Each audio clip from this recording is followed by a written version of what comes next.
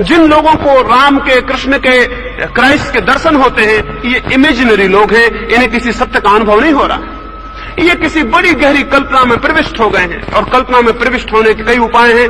अगर बहुत लंबा उपवास किया जाए, बुद्धि की क्षमता क्षीण हो जाती। इसलिए सारे साधक जो कल्पना में अनुभव करना चाहते हैं, उपवास को अनिवार्य बताएंगे। जितना उपवास गहरा होगा, बुद्धि की जो सतेजता है वो कम हो जाएगी और स्वप्न की शक्ति मुक्त होने लगेगी। जितना कम भोजन शरीर को मिलेगा, उतना जानने का बोध कम होने लगेगा और कल्पना का बोध गहरा होने लगेगा।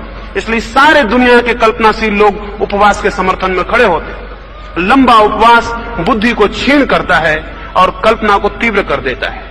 जैसे आपने लंबी बीमारी में अनुभव किया हो, बहुत दिन भोजन न मिला हो, लंबे दिन बीमार रहे हो, तो आपको अनेक अनेक कल्पनाएं पकड़ने लगती हैं। आपका पलंग उड़ा जा रहा है, आप आसमान में चले गए हैं, आप न मालूम क्या हो गए हैं, पंखे लग गए हैं, उड़ रहे हैं, और आपको ऐसा लगता है ये सब सच है। जैसे जैसे बुद्धि की क्षमता क्षीण हो, वैसे वैसे कल्पना प्रगाढ़ हो जाती। और फिर अगर इसी कल्पना को बार बार रिपीट किया जाए, दोहराया जाए, तो हिप्नोसिस पैदा हो जाती, सम्मोहन पैदा हो जाता है। अगर एक आदमी सुबह से सांझ तक ये दोहराता रहे कि मैं बीमार हूं, मैं बिल्कुल बीमार हूं, मैं बिल्कुल बीमार हूं, वो 2-4 दिन में पाएगा वो गहरे रूप से बीमार हो गए।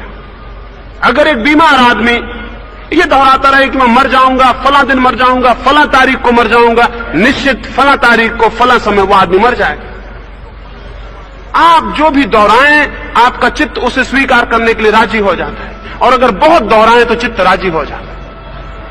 जो लोग राम को पूछते हो, कृष्ण को या महावीर को या बुद्ध को, और दोहराते हो कि उनके दर्शन हो जाएं, उनकी मूर्ति के सामने बैठ के उनकी प्रतिमा को अपने मन में लेते हो, धीरे धीरे उनकी कल्पना प्रगाढ़ हो सकती है और वो अनुभव कर सकते हैं। वो अनुभव बिल्कुल ही असत्य होगा, वो अनुभव उनकी ही कल्पना का होगा, वो कोई सत्य का या परमात्मा का अनुभव नहीं है। क्योंकि परमात्मा का न कोई रूप है और न परमात्मा की कोई मूर्ति है। वस्तुतः परमात्मा कोई व्यक्ति नहीं है कि आपको उसको साक्षात हो जाए।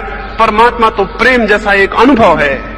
कोई मिलता नहीं है देखने को, लेकिन आपके जीवन की अनुभूति बदल जाती है, आप कुछ और हो जाते हैं। उसकी हम चर्चा करेंगे कि वो सत्य परमात्मा का अनुभव क्या है। लेकिन मैं आपको कहूं, विश्वास उसका रास्ता नहीं है।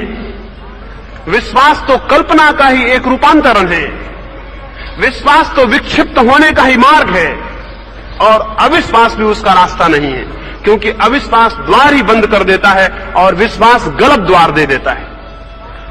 चित्त की ऐसी भूमि जहां न कोई विश्वास है न अविश्वास है, सत्य को जानने में समर्थ होती है। ऐसा चित्त धार्मिक चित्त है, जो न आस्तिक है और न नास्तिक है। नास्तिक भी धार्मिक नहीं है।